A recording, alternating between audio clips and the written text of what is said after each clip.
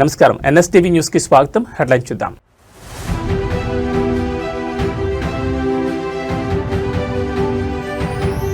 తిరుమలలో కలకలం, శ్రీవారి క్యూలైన్లో భక్తురాల్ని కాటేసిన పాము.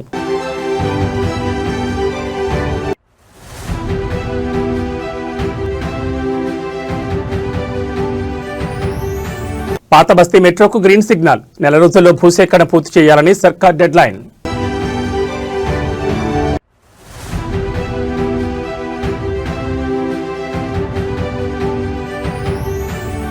అక్షరాలు అంగడి సరుకయ్యాయి. యూపీలో ప్రభుత్వ నోటు పుస్తకాలు కిలో ₹4కే విక్రయం.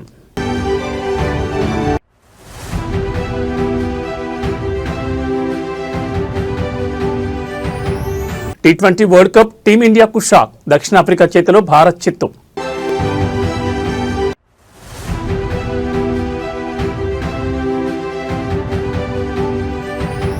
తెలుగు రాష్ట్రాలపై అల్పపీడన పంజా, ఏపీలో భారీ వర్షాలు, తెలంగాణలో వణికిస్తున్న చలి.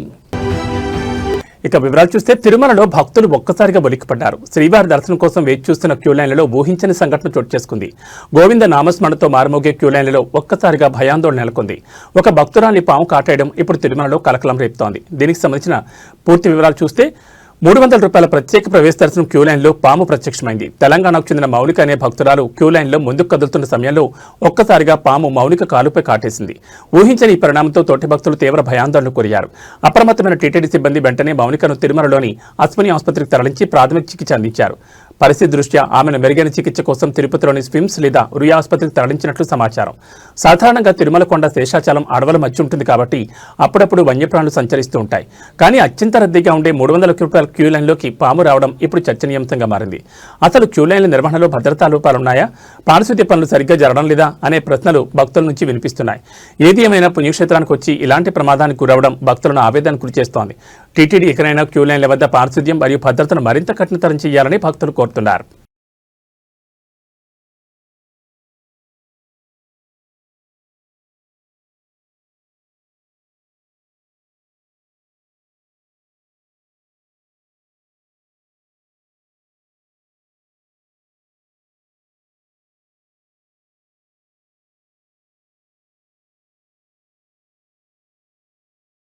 ఆంధ్రప్రదేశ్లో ఇంటర్ పరీక్షలు ప్రారంభమయ్యాయి. ఇవాళ ఫస్ట్ ఇయర్ విద్యార్థులకు పరీక్షలు జరుగుతుండగా రేపు సెకండ్ ఇయర్ విద్యార్థులు తమ పరీక్షలకు హాజరు కానున్నారు. పరీక్షల నిర్వహణ కోసం రాష్ట్ర వ్యాప్తంగా 1537 కేంద్రాలను ఇంటర్ బోర్డు ఏర్పాటు చేసింది. పరీక్ష సమయానికి ఒక్క నిమిషం ఆలస్యమైనా లోపలికి అనుమతించేది లేదని అధికారులు ముందే స్పష్టం చేశారు. ఆంధ్రప్రదేశ్లో ఇంటర్ పరీక్షలు ప్రారంభమయ్యాయి. ఇవాళ ఫస్ట్ ఇయర్ విద్యార్థులకు పరీక్షలు జరుగుతుండగా రేపు సెకండ్ ఇయర్ విద్యార్థులు పరీక్షలకు హాజరు కాబోతున్నారు. అయితే కొంతమంది ఎగ్జామ్ హాల్కి ఆలస్యంగా రావడంతో వారిని గేటు దగ్గరే ఆపేశారు సిబ్బంది. లోపలికి పంపించాలని గేటు దగ్గర నిలబడి ఎదురు చూస్తున్నారు విద్యార్థులు. ట్రాఫిక్ కారణంగా ఆలస్యమైందని, ఈసారికి అనుమతించాలని తల్లిదండ్రులు వేడుకున్నారు. సిబ్బంది అనుమతించకపోవడంతో విద్యార్థులు కంటతడి పెట్టారు. ఈ ఒక్కసారికి అనుమతించాలని గేటు దగ్గర నిలబడి కన్నీరు పెట్టుకున్నారు.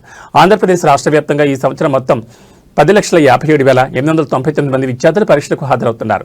ఇందులో 5,31,275 మంది మొదటి సంవత్సరం విద్యార్థులుండగా 5,26,264 మంది ద్వితీయ సంవత్సరం విద్యార్థులు హాజరు కానున్నారు. పరీక్షలు ఉదయం 9 గంటల నుంచి మధ్యాహ్నం 12 గంటల వరకు జరగనున్నాయి. పరీక్ష సమయానికి ఒక్క నిమిషం ఆలస్యమైన కేంద్రంలోకి అనుమతించబోరని, ముందే సెంటర్కు చేరుకోవాలని ఇంటర్ బోర్డు స్పష్టం చేసింది.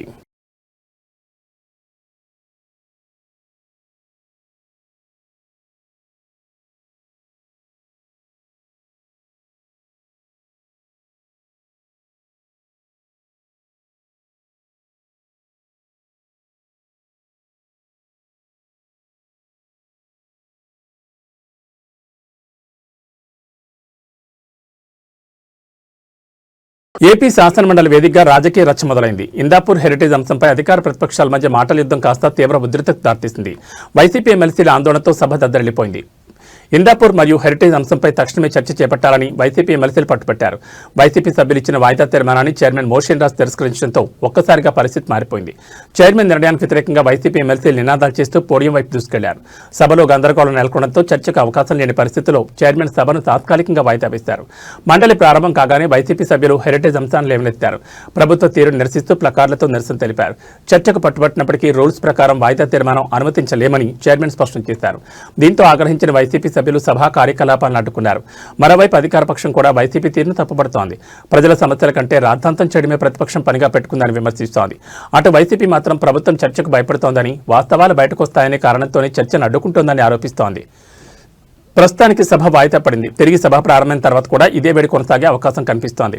వైసీపీ సభ్యులు తమ ఆందోళన కొనసాగిస్తారా లేదా ప్రభుత్వం చర్చకు అంగీకరిస్తుందా అనేది వేచి చూడాలి.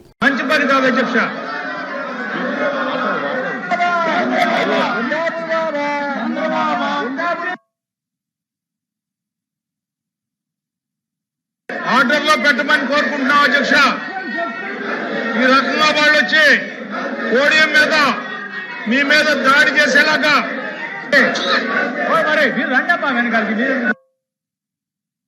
ఆర్డర్లో పెట్టవలసిందిగా కోరుతా ఉన్నాం అధ్యక్ష. ఇది మంచి సంప్రదాయం కాదు అధ్యక్ష.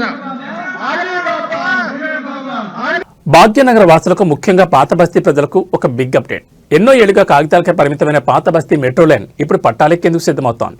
మెట్రో 2వ విడత పనుల్లో భాగంగా ప్రభుత్వం అత్యంత కీలకమైన అడుగు వేసింది. పాత బస్తీ మెట్రో భూసేకరణ ప్రక్రియను కేవలం నెల రోజుల్లోనే పూర్తి చేయాలని ప్రభుత్వం అధికారులను ఆదేశించింది. ఎంజీబీఎస్ నుంచి ఫలక్నుమా వరకు సాగే ఈ 5.5 కిలోమీటర్ల లైన్పై ఉన్న అడ్డంకులన్నీ తొలగిపోనున్నాయి. ఎట్టి పరిస్థితుల్లోనూ పనులు ఆలస్యం కాకూడదని, బాధితులకు నష్టపరిహారం చెల్లింపులో పారదర్శకత ఉండాలని స్పష్టం చేసింది.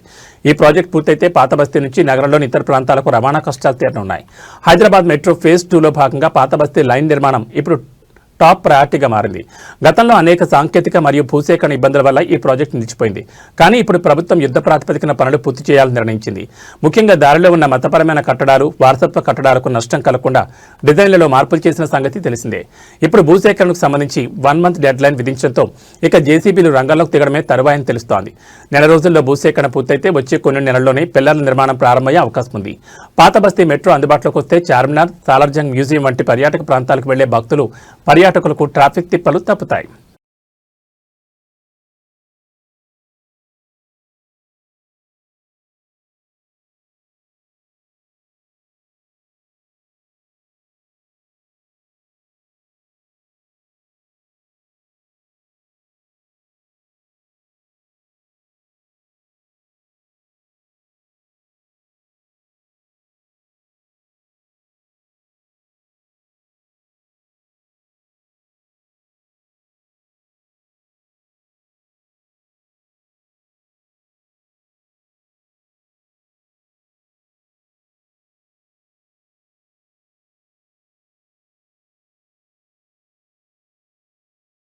ఆదిలాబాద్ జిల్లాలో పెను ప్రమాదం తప్పింది. ప్రయాణికులతో వెళ్తున్న ఒక ఆర్టీసీ బస్సు అదుపు తప్పి వాగులో పడిపోయింది. ఉట్నూరు మండలంలో జరిగిన ఈ ఘటనతో ఒక్కసారిగా స్థానికులు భయాందోళన గురయ్యారు.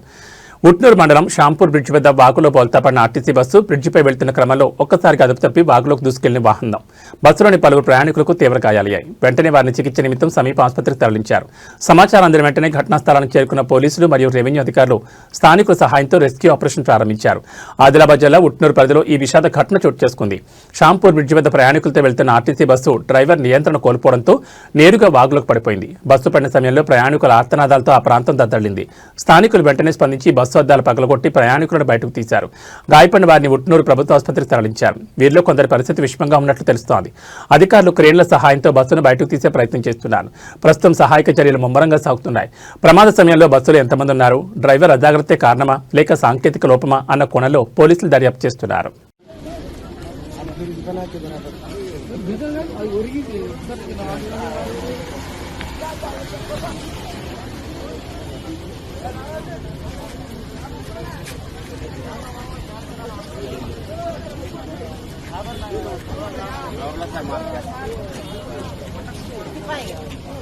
తెలంగాణలో గత ప్రభుత్వం చేపట్టిన ప్రాజెక్టులు 80% పూర్తయినా మిగిలిన 20% పనులు పూర్తి చేయడానికి రాష్ట్ర ఖజానాలో సరిపడ నిధులు లేవని ముఖ్యమంత్రి రేవంత్ రెడ్డి అసహనం వ్యక్తం చేశారు.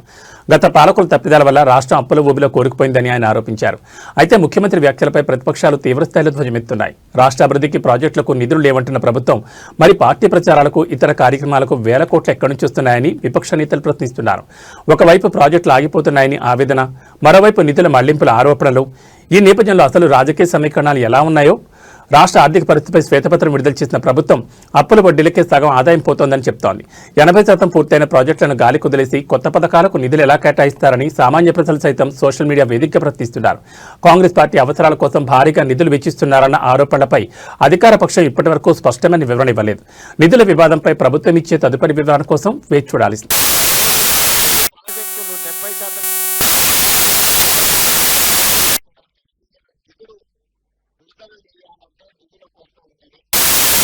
ఉత్తరప్రదేశ్ రాష్ట్రం పారిశ్రామికంగా మరో ముందడుగు వేస్తోంది. ముఖ్యంగా యువతకు అంతర్జాతీయ స్థాయి నైపుణ్య శిక్షణ అందించే లక్ష్యంతో సింగపూర్లోని ప్రతిష్టాత్మక సంస్థలతో యూపీ ప్రతినిధి బృందం కీలక చర్చలు జరిపింది.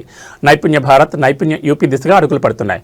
సింగపూర్లోని ఐటీఈ ప్రధాన కార్యాలయం మరియు ఐటీఈ కాలేజ్ సెంటర్లను సందర్శించిన యూపీ బృందం ఏవియేషన్, లాజిస్టిక్స్, అడ్వాన్స్డ్ మ్యానుఫ్యాక్చరింగ్ మరియు డేటా సెంటర్ ఆపరేషన్లలో శిక్షణపై చర్చలు, ప్రతి జిల్లాలో స్థాపించబోతున్న Sardar Vallabhbhai Patel employment and industrial జోన్ల గురించి వివరణ, సింగపూర్ ఐటీఈ ఎడ్యుకేషన్ సర్వీసెస్ భాగస్వామ్యంతో యూపీ యువతకు అంతర్జాతీయ ప్రమాణాలతో కూడిన వృత్తి విద్యా కోర్సులు, ఉత్తరప్రదేశ్ను గ్లోబల్ మ్యానుఫ్యాక్చరింగ్ హబ్గా మార్చే వ్యూహంలో భాగంగా సింగపూర్ పర్యటనలో ఉన్న అధికారులు ఐటీఈఎస్ టీంతో సుదీర్ఘంగా చర్చించారు. మారుతున్న టెక్నాలజీకి అనుగుణంగా డేటా సెంటర్లు, లాజిస్టిక్స్ రంగంలో నిపుణులైన శ్రామిక శక్తిని ఎలా తయారు చేయాలో చర్చించారు. ముఖ్యంగా ఉత్తరప్రదేశ్ ప్రభుత్వం ప్రతిష్టాత్మకంగా చేపట్టబోతున్న సర్దార్ వల్లభాయ్ పటేల్ ఎంప్లాయ్మెంట్ జోన్ల ద్వారా లక్షలాది మందికి ఉపాధి కల్పించడమే లక్ష్యంగా పెట్టుకుంది. ఈ జోన్లలో నైపుణ్య శిక్షణ మరియు కెపాసిటీ బిల్డింగ్ కోసం సింగపూర్ యొక్క సాంకేతిక సహకారం తీసుకోవాలని యూపీ ప్రభుత్వం నిర్ణయించింది. ఈ అంతర్జాతీయ భాగస్వామ్యం ద్వారా యూపీలోని యువతకు కేవలం స్వదేశంలోనే కాకుండా ప్రపంచవ్యాప్తంగా ఉద్యోగ అవకాశాలు దక్కుతాయని అధికారులు భావిస్తున్నారు. పారిశ్రామికీకరణలో వేగం పుంజుకుంటున్న తరుణంలో ఈ సింగపూర్ మోడల్ నైపుణ్య శిక్షణ యూపీకి ఎంతగానో ఉపయోగపడనుంది.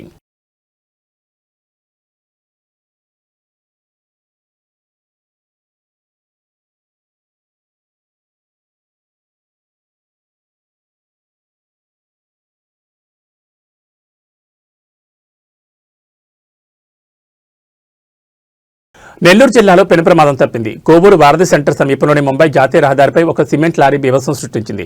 అదుపు తప్పిన భారీ లారీ డివైడర్ను వేగంగా ఢీకొట్టి అవతల వైపు ఉన్న జనావాసాల్లోకి దూసుకెళ్లింది. నెల్లూరు జిల్లా కోవూరు వారధి సెంటర్ ముంబై నేషనల్ హైవే అతివేగంగా వస్తున్న సిమెంట్ లారీ ఒక్కసారిగా నియంత్రణ కోల్పోయింది. డివైడర్ను దాటుకుని రోడ్డు పక్కనే ఉన్న ఒక ఇంట్లోకి దూసుకుపోవడంతో అక్కడి ప్రజలు భయాందోళనకు గురయ్యారు. అదృష్టవశాత్తు ఆ సమయంలో ఇంట్లో ఉన్నవారు ప్రాణాపాయం నుంచి త్రుట్లో తప్పించుకున్నారు. అయితే ఇంటి గోడలు పూర్తిగా ధ్వంసమయ్యాయి. లారీ డ్రైవర్ స్వల్ప గాయాలతో బయటపడ్డారు. కోవూరు ఘటనపై స్థానికులు తీవ్ర ఆగ్రహం వ్యక్తం చేస్తున్నారు. జాతీయ రహదారిపై వాహనాల వేగాన్ని నియంత్రించే చర్యలు లేకపోవడమే ఇలాంటి ప్రమాదాలకు కారణమని ఆవేదన చెందుతున్నారు. భారీ వాహనాలు జనావాసాల మధ్య ఉన్న రోడ్లపై కూడా అతివేగంతో వెళ్తున్నాయి. పోలీసులు పెట్రోలింగ్ పెంచాలని డిమాండ్ చేస్తున్నారు. ప్రమాదం జరిగిన వెంటనే పోలీసులు అక్కడికి చేరుకుని క్రేన్ సహాయంతో లారీని తొలగించే ప్రయత్నం చేస్తున్నారు. ట్రాఫిక్ అంతరాయం కలగకుండా చర్యలు తీసుకుంటున్నారు.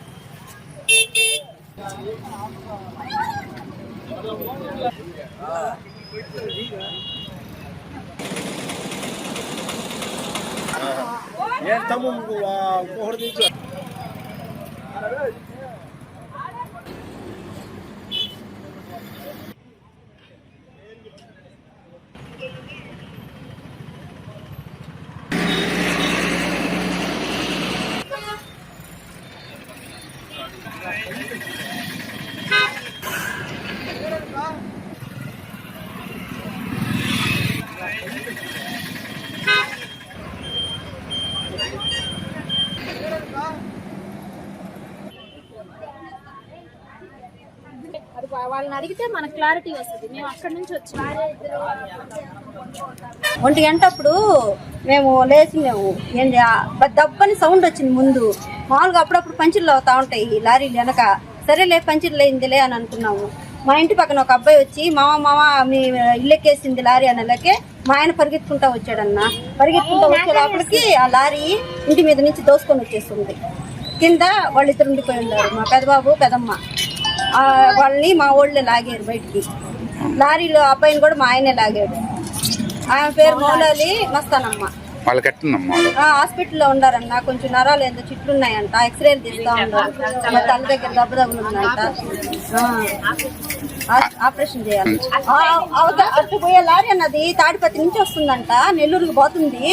అక్కడ నుంచి డివైడర్ కొట్టుకొని డివైడర్ నుంచి లోపల ఇంటి మీదకి వచ్చేస్తుంది అన్నదే. ఆ సౌండ్ కూడా భయంకరంగా వచ్చింది. ఆ సౌండ్కి లేచి పరిగించాము. ఉత్తరప్రదేశ్లో విద్యా వ్యవస్థను ఉలిక్కిపడేలా చేసిన ఒక దారుణ ఘటన వెలుగులోకి వచ్చింది. పేద విద్యార్థులకు ఉచితంగా అందాల్సిన నోట్ పుస్తకాలు, అక్షరాలు దిద్దాల్సిన చోటు నుండి అంగడి సరుగ్గా మారిపోయాయి. ఉత్తరప్రదేశ్లోని విద్యాశాఖ నిల్వ ఉంచిన వేల సంఖ్యలో నోట్ పుస్తకాలు బహిరంగ మార్కెట్లో కిలోల లెక్కన అమలవుతున్నాయి. ప్రభుత్వ ముద్ర ఉన్న ఈ పుస్తకాలను చిత్తు కాగితాల ధరకు విక్రయిస్తుండడం కలకలం రేపింది. ఒక అప్రమత్తమైన పౌరుడిచ్చిన సమాచారం మేరకు పోలీసులు జరిపిన దాడుల్లో షాకింగ్ నిత్యాలు బయటపడ్డాయి. సుమారు 15,000 నోట్ పుస్తకాలను అధికారులు స్వాధీనం చేసుకున్నారు. ఇవన్నీ ప్రభుత్వ పాఠశాలలోని విద్యార్థులకు పంపిణీ చేయాల్సినవి. మార్కెట్లో ఒక్కో పుస్తకం విలువ 10,000 రూపాయలు ఉంటే ఇక్కడ మాత్రం కేవలం 4 రూపాయలకే కిలో చొప్పున విక్రయిస్తున్నట్టు తేలింది. ఈ వ్యవహారంలో విద్యాశాఖలోని కింది స్థాయి సిబ్బంది నుండి పై స్థాయి అధికారుల వరకు ఎవరి హస్తం ఉందనే కోణంలో దర్యాప్తు జరుగుతోంది. పిల్లల చదువులతో చెలగాటమాడుతున్న ఇలాంటి వారిని కఠినంగా శిక్షించాలని స్థానికులు డిమాండ్ చేస్తున్నారు.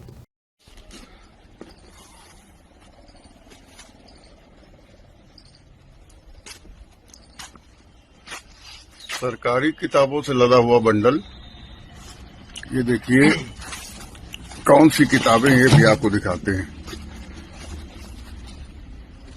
समग्र शिक्षा कक्षा 4 के लिए कला की पाठ्य पुस्तक,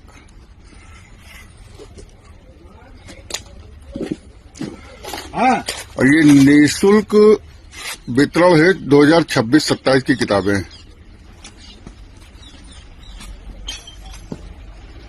ये पूरा ट्रक भरा हुआ है।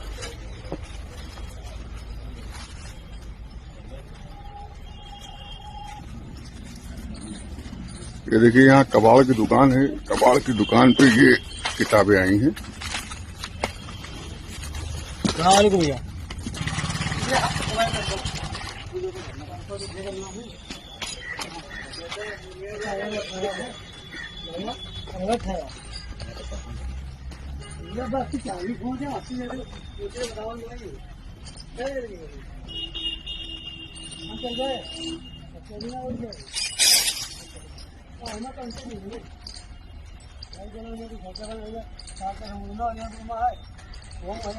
T20 ప్రపంచ కప్ 2026 సూపర్ 8 దశలో భారత్ జట్టుకు చేదు ఆరంభం ఎదురైంది. అహ్మదాబాద్లో నరేంద్ర మోడీ స్టేడియంలో దక్షిణాఫ్రికాతో జరిగిన తొలి మ్యాచ్లో టీమిండియా 76 పరుగుల భారీ తేడాతో ఓటమి పాలైంది.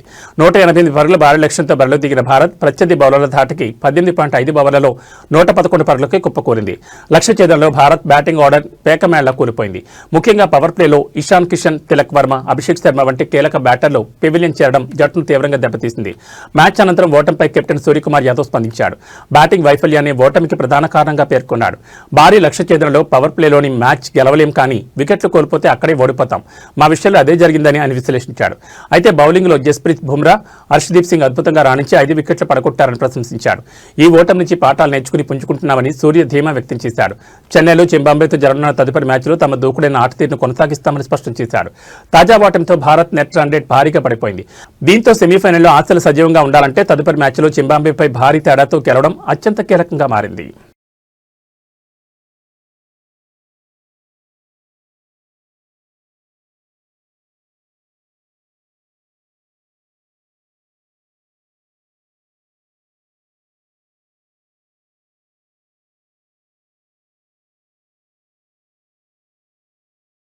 తెలుగు రాష్ట్రాల వాతావరణం ఒక్కసారిగా మారిపోయింది. బంగాళాఖాతంలో ఏర్పడిన అల్పపీడనం ఇప్పుడు ఏపీ తీరానికి కమ్మేస్తోంది. రాగల 24 గంటలు అత్యంత కీలకం కానున్నాయి.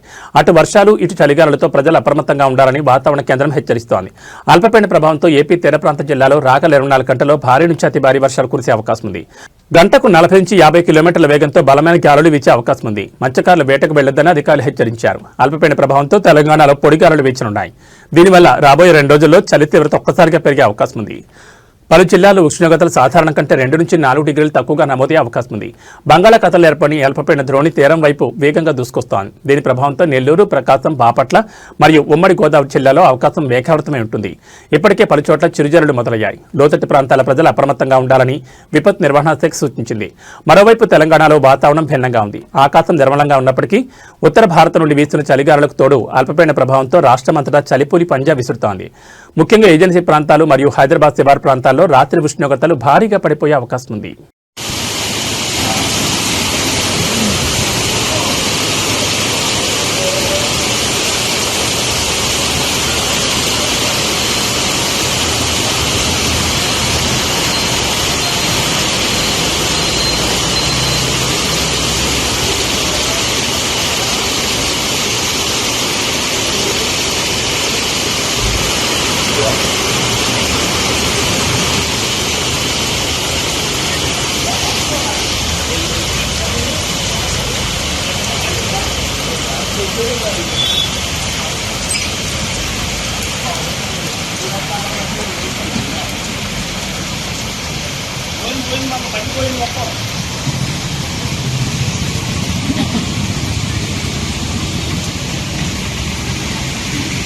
అనకాపల్లి జిల్లా నర్సీపట్నం మండలంలోని నీలంపేట గ్రామంలో ఆదివారం స్వర్గీయ నందమూరి తారక రామారావు విగ్రహావిష్కరణ మహోత్సవం అత్యంత వైభవంగా జరిగింది. ఈ కార్యక్రమానికి ముఖ్య అతిథిగా విచ్చేసిన ఆంధ్రప్రదేశ్ రాష్ట్ర శాసనసభ స్పీకర్ చింతకాయల అయ్యన్న పాత్రుడు ఎన్టీఆర్ విగ్రహాన్ని ఆవిష్కరించారు.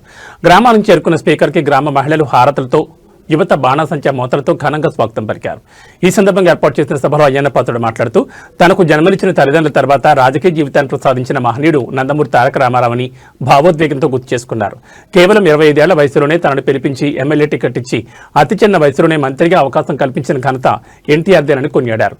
కేజీ బియ్యం ₹2 పథకం, ఆడబిడ్డలకు ఆస్తిలో సమాన హక్కు, రాజకీయాల్లో మహిళలకు 33% రిజర్వేషన్ వంటి విప్లవాత్మక నిర్ణయాలు తీసుకున్న ఏకైక నాయకుడు ఎన్టీఆర్ అని ఆయన స్మరించుకున్నారు. తిరుపతిలో పద్మావతి మహిళా యూనివర్సిటీ స్థాపన ద్వారా మహిళా విద్యకు ఆయన పెద్దపీట వేస్తారని తెలిపారు. అనంతరం గ్రామ అభివృద్ధిపై స్పందిస్తూ గత ఏడాది నీలంపేట అభివృద్ధి కోసం ₹41,50,000 మంజూరు చేశానని, అందులో రోడ్ల పనులు పూర్తయ్యాయని, శ్మశాన వాటిక పనులు త్వరగా పూర్తి చేయాలని సూచించారు. అలాగే ఈ ఏడాది మరో 6 రోడ్ల నిర్మాణానికి ₹30 లక్షల కేటాయించినట్లు వెల్లడించారు. త్వరలోనే డిగ్రీ కాలేజ్ రోడ్డు నుండి గ్రామం వరకు మిగిలిన రోడ్డు పనులకు కూడా పూర్తి చేస్తామని హామీ ఇచ్చారు. ఈ కార్యక్రమంలో నర్సీపట్నం పట్టణ టీడీపీ పార్టీ అధ్యక్షులు కౌన్సిలర్ చింతకాయల రాజేష్, టీడీపీ నాయకులు Bolem Srinivas, Venky Naidu, ZPTC Ramanamma, market committee chairman Gavireddy Venkataramana, Sri Rangaswamy, Bolem Ramprasad, municipality కౌన్సిలర్లు మరియు పార్టీ శ్రేణులు భారీ సంఖ్యలో పాల్గొన్నారు. నమస్కారం అండి. మరి ఈరోజు చాలా ఆనందకరమైన విషయం. ఎందుకంటే నాకు తల్లి తండ్రి తర్వాత నాకు ఈ జీవితాన్ని ఇచ్చింది నందమూరి తారక రామారావు గారు. మీ అందరికీ తెలుసు, నేను చిన్నప్పుడు చదువుకున్న తర్వాత డిగ్రీ పాస్ అయ్యాను. డిగ్రీ పాస్ అయిన తర్వాత నాకు అప్పుడు 25 సంవత్సరాలు. ఇప్పుడైతే 70 వచ్చాయి నాకు. ఇప్పుడే నేను కుర్రోడ్ని కాదు, 70 సంవత్సరాలు వచ్చాయి నాకు. 25 సంవత్సరాల వయసు ఉన్నప్పుడు ఎన్టీ రామారావు గారు నన్ను పిలిపించారు హైదరాబాద్. పిలిపించి రమ్మంటే వెళ్ళాను. రామారావు గారి ఇంటికి వెళ్తే నీకు ఎమ్మెల్యే టికెట్ ఇస్తాను, పోటీ చేస్తామని అడిగారు. అప్పుడు నాకు ఎమ్మెల్యే అంటే తెలీదు, రాజకీయాలు తెలీదు. తాతయ్య గారు చనిపోయినప్పుడే పచ్చాపోతులు గారు, సార్ నాకు రాజకీయాలు తెలియదు సార్, ఎలాగంటే పోటీ చేయవా అన్నారు. సరే మీరు చెప్తారు కాబట్టి పోటీ చేస్తున్నాను. అప్పుడు వచ్చి నర్సీపట్నం వచ్చి ఎమ్మెల్యేకి పోటీ చేశాను. మరి ఇవాళ రాజకీయాల్లో ఈ స్థాయికి ఎదిగానంటే మా తాతయ్య గారు, మా నాన్నగారు, తర్వాత ఎన్టీ రామారావు గారే అని ఎప్పుడు కూడా. ఇవి బులెటిన్ విశేషాలు. నమస్కారం.